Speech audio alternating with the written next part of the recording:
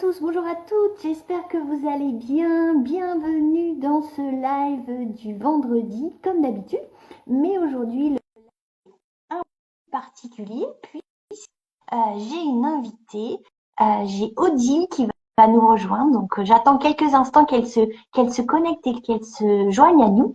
Mais en tout cas, je suis ravie de faire ce live d'une façon un peu différente des semaines précédentes. Parce que j'aime aussi vraiment, voilà, vous faire partager les personnes qui sont dans mon réseau, les personnes que je connais, qui ont des zones de compétences, d'expertise différentes des miennes, mais qui en même temps sont là vraiment pour compléter, ben voilà, tout ce que vous pouvez faire, tout ce que vous pouvez mettre en place en tant que maman. Donc voilà, c'est vraiment avec grand plaisir que j'accueille Odile. Alors je sais que voilà, avec Facebook, il faut quelques instants pour qu'elle se connecte. Bon, en tout cas, Odile, je te remercie d'être là. Merci beaucoup pour cette proposition, cette idée qu'on a eue toutes les deux de partager un moment sur mon live du vendredi matin. Et puis, je sais que, ben voilà, tu as un domaine d'expertise qui est complémentaire. Je pense que ce que tu proposes, eh ben, c'est aussi utile pour des mamans, mais vraiment sur un autre sujet que le mien. Donc, je suis super contente de pouvoir échanger avec toi et de pouvoir te faire connaître auprès des mamans parce que tu as, voilà, des petites astuces, des petites choses vraiment intéressantes à nous communiquer. Bah, écoute, moi je suis ravie. Je te remercie beaucoup Isabelle pour ton invitation.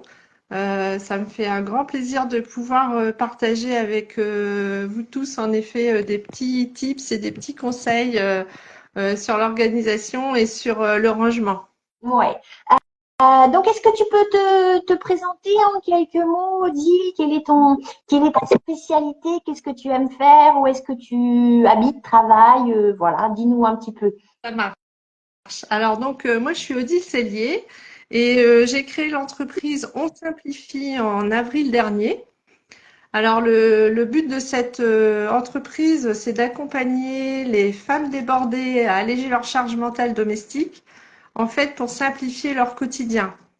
L'idée étant qu'elles puissent vivre plus sereinement et que leur maison ou leur habitation joue vraiment leur véritable rôle, c'est-à-dire le rôle de lieu ressource en fait, et que ce soit beaucoup plus confortable dans la vie de tous les jours. Ouais, ouais. Et, Bon, moi, et toi, ouais, toi vraiment, t'as ce principe-là de désencombrer, d'alléger, de simplifier tout ce qui est autour de nous dans nos maisons, hein. ouais, ouais, en fait, ce que je voulais aussi vous expliquer pour commencer, puisque la thématique, on est sur libérer de l'espace parce que bébé est en chemin. Et en fait, les changements de vie, comme l'arrivée d'un enfant, par exemple, c'est propice pour trier et éliminer en fait ce que vous n'utilisez plus et qui prend de la place. Ouais. Et ça évite aussi de devoir acheter parfois des mètres carrés supplémentaires à des personnes qui déménagent ou un garde-meuble ou des nouveaux meubles de rangement. Ouais. Et en plus, hein, aussi, hein, Odile, quand on a un bébé qui arrive, alors le premier, oui, beaucoup, mais même les suivants, je dirais, ben, il y a tout un tas d'objets qui rentrent dans notre maison à ce moment-là, hein. Il y a plein de la maison qui sont impactés par les objets qui sont nécessaires à ce petit qui vient d'arriver ou qui va arriver. Donc, c'est vrai que c'est chouette aussi, comme tu le dis, de pouvoir faire un peu de place avant que bébé n'arrive. Alors pour la petite anecdote, je vous ai préparé des chiffres parce que c'est assez parlant. En fait, je ne sais pas si vous saviez, mais on n'utilise que 40% des objets qu'on possède, donc c'est pas énorme. Et puis en fait, le poids de nos possessions, c'est quand même le poids d'un hippopotame en fait, 2,5 tonnes. Donc quand on réalise ça, et ben voilà, on peut se dire qu'en effet, il y a du désencombrement à faire pour alléger tout ça et pour utiliser réellement les objets qu'on a en notre possession. Ouais, ouais. Donc ça veut dire que si on prend une balance et qu'on met tous nos objets, on a un hippopotame, c'est ça, hein? Bon, c'est en moyenne, hein. C'est en moyenne selon l'habitation qu'on a, selon le nombre de personnes dans la famille. Mais oui, ça représente quand même à peu près ça. Et c'est enfin, c'est très visuel pour le coup. Moi, j'avais fait un post là-dessus parce qu'on ne se rend pas compte en fait qu'on a autant d'objets. Ouais, ouais, vraiment, vraiment, on accumule beaucoup, beaucoup, beaucoup. Ouais. Et puis du coup, moi, je voulais aussi vous dire que en fait, on est tous paresseux par nature, hein, moi la première. Et donc, c'est important de penser à se simplifier le quotidien en ayant le moins de gestes possibles à faire. Et du coup, ce qu'on utilise fréquemment, c'est bien que ce soit à portée de main. D'accord. Et aussi, quand on vide le logement du surplus, en fait, on se laisse pas distraire par les objets inutiles et on va jusqu'au bout de notre geste. Et du coup, ça ne crée pas de désordre. Mhm. Donc en fait, Ouais. tu vois, dans mon métier, Isabelle, on dit une place pour chaque objet et chaque objet a sa place. D'accord, d'accord. Et c'est vrai en plus, hein, quand les objets n'ont pas de place, finalement, ça encombre nos maisons. Mais ça va au-delà de ça, hein, ça encombre aussi notre charge mentale, notre esprit et tout ça, d'avoir tout ce fouillis, bazar, enfin comme on l'appelle comme on veut, Le quoi. désordre, oui, le désordre, le bazar, en effet, ça crée une charge mentale, ça crée une pollution visuelle, une perte de temps, comme je disais tout à l'heure, une perte d'espace aussi. Et ça rend le quotidien compliqué, en fait. Le désordre, après, il s'accentue. On parle de désordre rampant, c'est tout ce qui est dans les placards et qu'on ne voit pas. Et on parle de désordre flagrant, donc c'est ce qui est visible. Et quand on est déjà sur du désordre flagrant, là, il y a urgence à désencombrer pour le coup et à faire du tri et à éliminer ce qui n'est pas utile. Ouais, ouais. Et Normalement, normalement, il devrait rester 30% de place de vide dans nos placards. bon, bah, je vais regarder ça après le live alors. Oui, tu me Sinon, rappelles, Isabelle, il n'y a pas de souci, hein. on en a déjà parlé.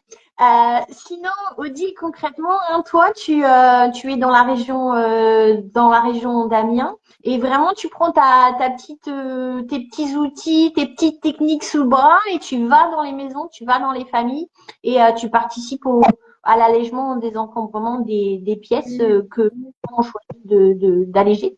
oui, c'est ça.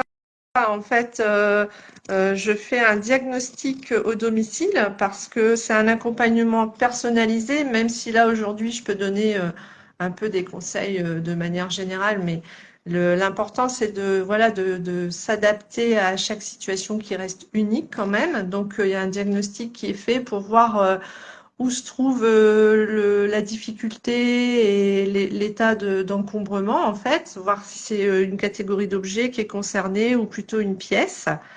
Et puis, quand on a fait ce diagnostic, on va poser des objectifs parce que voir un peu ce que les personnes, ce qu'elles recherchent, ce qu'elles attendent au niveau du changement lié à ce désencombrement.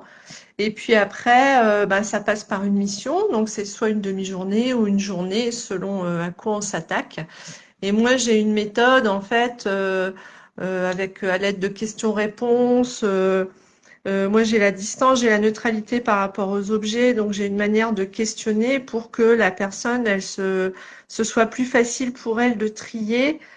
Puisque moi j'ai une neutralité vis-à-vis des objets que les personnes n'ont pas et il y a souvent beaucoup d'émotions et c'est ça qui rend souvent difficile d'ailleurs de faire le tri quand on est seul. Ouais, t'as pas tout cet attachement, tout cet émotionnel avec les objets qu'on peut avoir avec certains objets qui nous sont propres, quoi.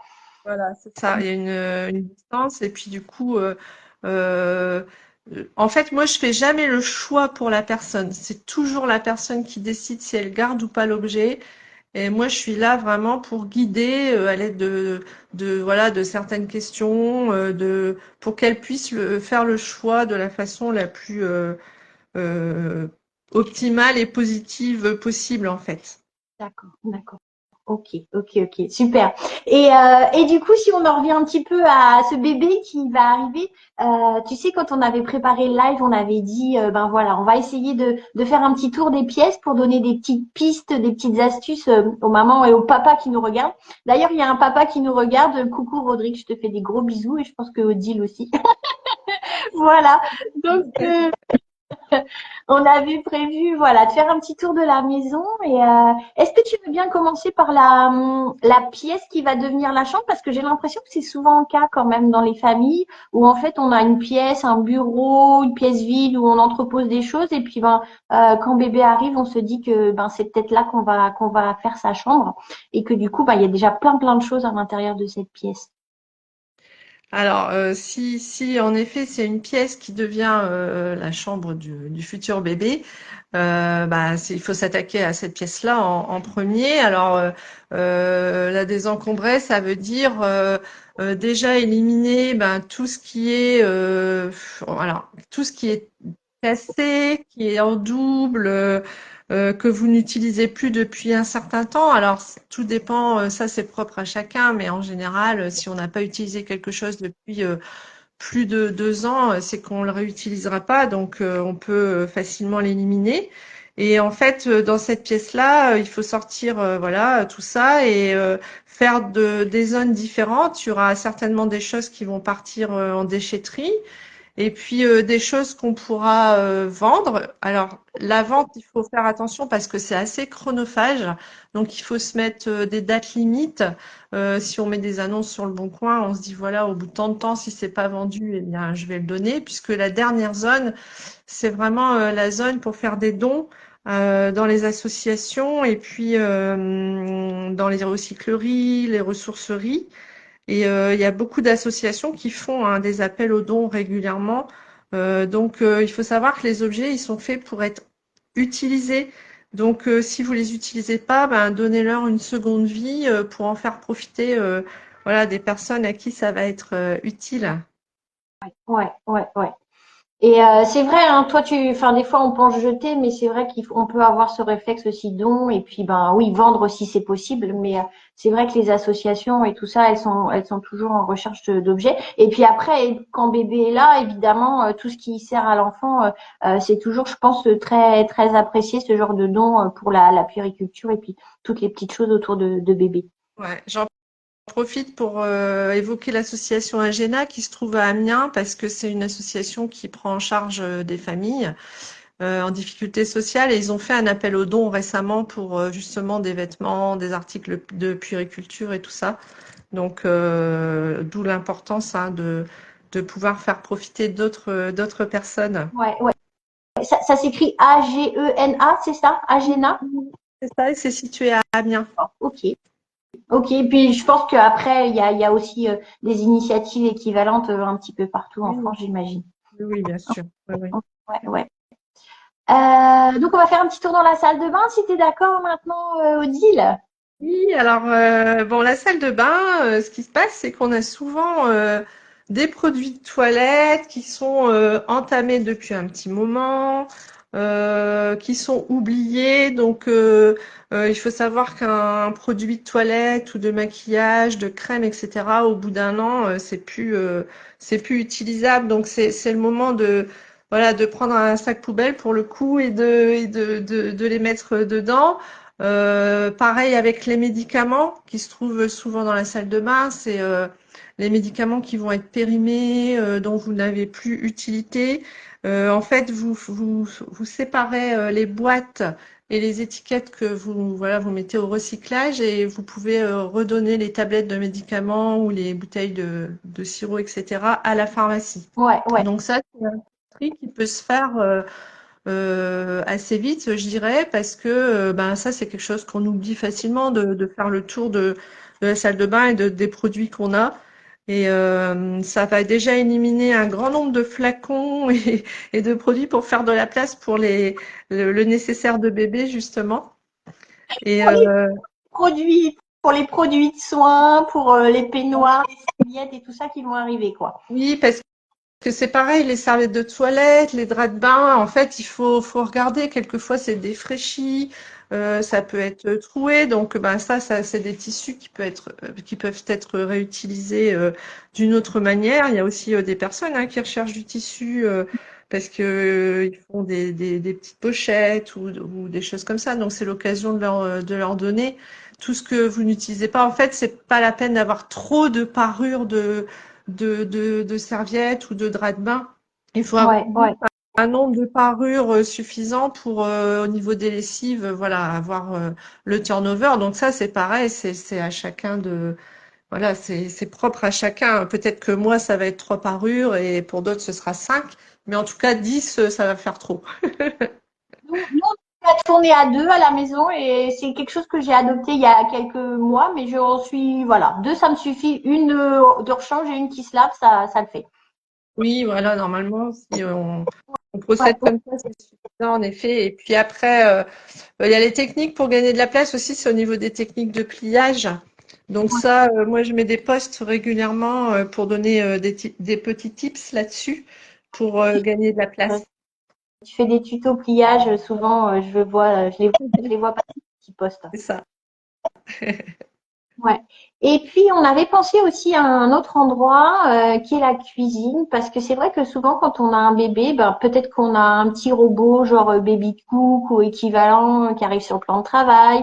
On a peut-être des biberons qui sèchent, on a peut-être pour les mamans qui tirent leur lait des petits flacons, des petites tétrelles et tout ça. Ça aussi, ça vient quelque part se mettre sur le plan de travail et on en parlait hein, bah, comme la thématique, quoi, faire de la place avant que tous ces objets arrivent. Bah, faire de la place dans la cuisine, c'est déjà aller checker votre vaisselle actuelle. Et bah là, c'est pareil, c'est de garder celle que vous utilisez vraiment tous les jours et qui vous fait plaisir. Si vous avez de la vaisselle, je sais pas, qui vous a été donnée, mais finalement, elle vous intéresse pas trop, il faut pouvoir bah, la donner à votre tour, en fait. C'est pas la peine de la garder. Donc, on garde vraiment ce qu'on utilise, c'est toujours le même principe, et surtout à portée de main, c'est-à-dire faut que ce soit simple. Vous n'allez pas mettre votre appareil raclette sur le devant de votre placard, mais au fond du placard, parce que vous l'utilisez moins souvent que les verres ou les assiettes du quotidien. Donc après, en faisant le tour, vous allez peut-être retrouver aussi de la vaisselle ébréchée. Donc toute cette vaisselle-là, vous pouvez vous en débarrasser aussi. Tout ce qui est boîte sans couvercle ou les couvercles sans boîte. Des fois, quand on prend le temps de regarder, ben on se dit, bah oui, je vais pas garder ça. En fait, je peux plus m'en servir. Et puis le plan de travail, en fait, bah, avec un bébé, il est quand même toujours plus ou moins encombré, c'est normal parce qu'on a besoin d'accéder aux objets assez rapidement. Après, moi, ce que je dis, ce qui est intéressant, c'est d'y passer 5 minutes, voilà, le soir ou le matin, pour peut-être éliminer ce qui peut être quand même rangé dans le placard qui est au-dessus ou le placard en dessous, pour que ça soit moins visuellement encombrant et que ça crée, voilà, une surcharge pour le coup. Après, dans la cuisine, c'est comme pour les médicaments et les produits de toilette. C'est possible de faire un tour de l'épicerie parce que c'est pareil, on garde des paquets entamés depuis trop longtemps, des paquets périmés. Et ne serait-ce que de regarder ça et d'éliminer tout ça, ça va faire de la place aussi. Ouais, Alors ouais, moi, les avec choses des... qu'on utilise pour une recette et qu'après on réutilise Voilà. jamais et qui s'entassent. Ouais, ouais, Ouais, ouais, ouais, ouais. ouais. Donc ouais, donc c'est vraiment plein de petites astuces pour alléger nos placards, nos plans de travail et tout ça. Et c'est vrai comme tu le dis, hein, c'est peut-être un bon moment de le faire avant l'arrivée de bébé parce que après c'est compliqué au niveau timing, énergie et tout ça. Mais vraiment c'est comme tu dis, c'est des phases un petit peu qui sont propices pour faire du tri et du rangement et du désencombrement. Et après, il y a des petites techniques. En fait, c'est dès que vous utilisez un objet, vous le remettez à sa place. Ouais. Il a une place dédiée puisque c'est moins encombré. Comme je disais tout à l'heure, une place pour chaque objet et un objet à sa place. Donc, dès que vous l'utilisez, ben, il faut le remettre où vous l'avez pris. Comme ça ne vient pas ou encombrer une table ou une chaise. Tout ce qui va prendre moins de 5 minutes, ben, c'est de le faire tout de suite. Ouais. Comme ça, ben, on n'y pense plus, on l'a plus en tête, c'est fait. Et puis moi, je donne le conseil aussi de prendre 15 minutes, ben, ou le matin ou le soir pour ranger, parce que 15 minutes, c'est quand même une bonne durée pour pas laisser traîner, ben, je sais pas, ou un livre ou une tasse à café. Ben voilà, elle va être mise dans le lave-vaisselle, le livre il va être rangé à sa place parce qu'il a aussi une place dédiée. Donc ça, c'est des petites techniques d'organisation pour justement désencombrer son esprit, pour être disponible pour ses proches, pour toi et pour ton bébé. Ouais, c'est clair parce qu'en plus les petits bébés ça demande beaucoup de disponibilité et d'attention donc si au moins autour de nous c'est un peu plus léger, serein et tout ça c'est nettement mieux quoi. Ouais, puis je pensais quand on parlait de la cuisine, en fait, c'est de voilà de conseiller aussi aux mamans de préparer des plats à l'avance, même avant l'arrivée de bébé, de les congeler parce que ça va être plus compliqué pour elles d'avoir du temps pour se faire la cuisine. Et puis même après, de penser au batch cooking, c'est de préparer ses repas le week-end pour la semaine. Ouais, ouais. Ça allège beaucoup aussi de faire ses courses en drive ou en livraison.